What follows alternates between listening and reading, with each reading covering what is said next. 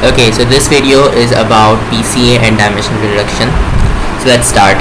So let's say for example you have this 3D data on the right side, right? So control does that. Yeah, okay, on the right side, and on the left side you got the 2D projection of this 3D data. Now for this particular angle, this is pretty this is a pretty good thing, like these two clusters are separated, right? But what happens if these two clusters are on top of each other, right? So their z coordinates are very close. In that case you can't just get rid of the z coordinate and take the 2D projection and there you go, you got the data. No, that's not what you can do. So in that case you have to do something called PCA. Well, first of all, let me show you exactly how the problem goes. So this is your data, and let's try to rotate this data. So as you can see, as these two have almost the same z coordinate over here, these two clusters are coming closer. So if I keep going, now these two are almost the same, but you know that in the 3D space these two are very different, right? These two are two different clusters, but over here they are at the same position. So what you have to do is, given the 3D data, figure out under what angle, so in which direction should you view it from. So let's say you view it from this, right? So this direction. In that case they might be very separable, like the 2D projections, those clusters would be very much separate.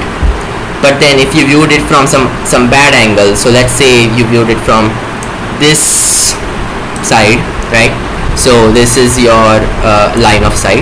If you viewed it like that, in that case, yeah, something bad is going to happen. So this is the same case as, let me just rotate it really fast, right? So it's like this. So right now you are viewing it perpendicular to the screen, and that's the same as what you would have viewed it as I showed in the last angle, right?